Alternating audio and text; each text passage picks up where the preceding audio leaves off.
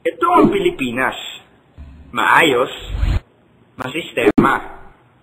Nagkakaintindihan ang lahat ng mamamayan dito. Merong pagkakaisa.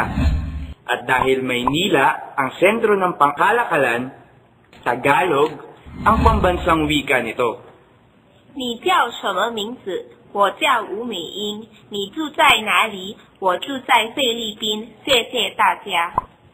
Maayong aga sa inyong tanan. Subong ngayon ako kabalo sa ako ninughambal. Bilat yung ilik niya. ¿Cómo te llamas?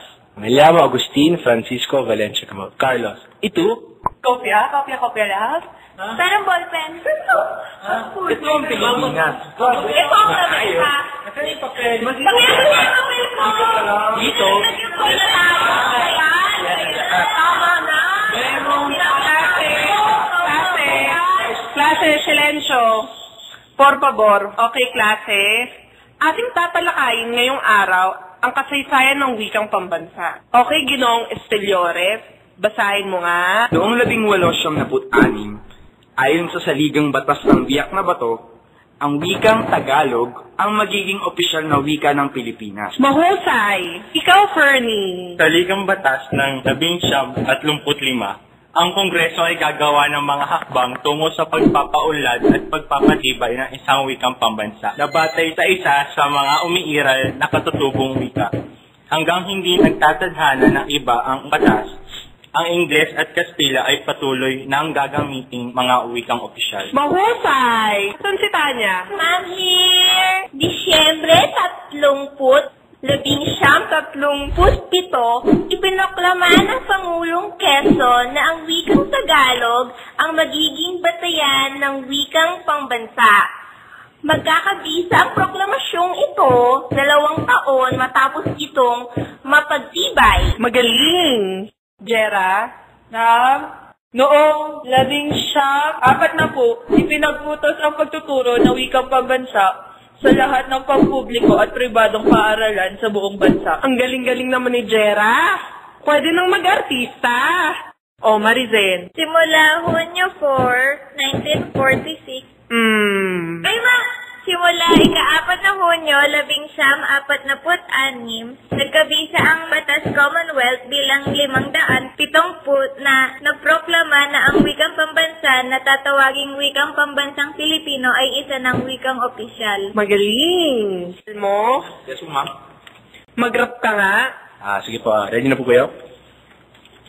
Game na. Alright. Sweet time. We're trying it only 40. Now we can be steady cause they're trying to be loves now only. Only calls Clark, talking text and son, only text. Only Facebook. Yeah. Pwede na, miss? O, klase. Huwag kayo madamot sa pagpalakpak.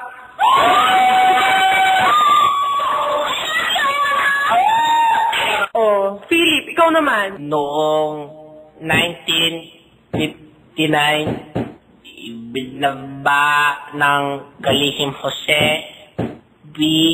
Romero ng edukasyon at kautosang pagkakaroon building Sebsham na nagsasaad na ang wikang pambansa ay tatawagin ng Pilipino upang mailagan na ang maghahabang magkatawagang wikang pambansang Pilipino o wikang pambansang batay sa Tagalog. Mahusay. Nak, basahin mo yung susunod. Sa Ligang Batas ng 1973, ang batasang pambansa ay dapat gumawa ng mga hakbang tungo sa paglinang at formal na adopsyon ng isang panlahat ng wikang pambansa na tatawaging Pilipino. Mahusay. Jethro. Miss, ako na naman. Miss. Pakibasa nga. Ayoko. Sige na, miss. Sige na, basahin mo. Saan ba po? Saan ba po, miss? Ayan. Sige na nga, sa Ligang Batas ng 587, wikang pambansa ng Pilipinas ay Pilipino. Yeah, miss, okay na yan. Sige na. Sige na, tapusin mo na, Jay. Oo, sige na nga. Samantalang, naiilang ito ay dapat tayabungin at pagyamanin pagsaligang ang umiiral ng mga wikang Pilipinas at sa iba pang wika. Sige, mahusay. O, klase. Sinong gustong magbasa ng huling slide? Group 1. Pati. Tanya, grupo nyo. Ma'am, wala po. Group 3. Group 4, Elmo. Sige, ako na lang mag-volunteer. Ngayon, Filipino na ang ngalan ng wikang pambansa. Alinsunod sa konstitusyon ng 1987 na nagtatadhana ang wikang pambansa ng Pilipinas ay Filipino. Ito ay hindi pinaghalo-halong sangkap mula sa iba't ibang katutubong wika. Bagkus, ito ay may nukleus, ang Pilipino o Tagalog. Maliwanag ba, klase? Yes, ma'am.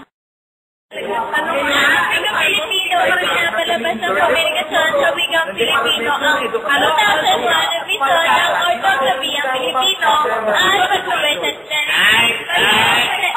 Tahimikan. Ito na ngayon ang Pilipinas. Maayos na. O diba, sinabi lang yung tahimik, tumahimik na lahat. Kasi, meron ng iisang wikang pambansa. At ito, ang Filipino. Hoy, letter F ha, hindi letter P. At hanggang dyan na lang. Paalam!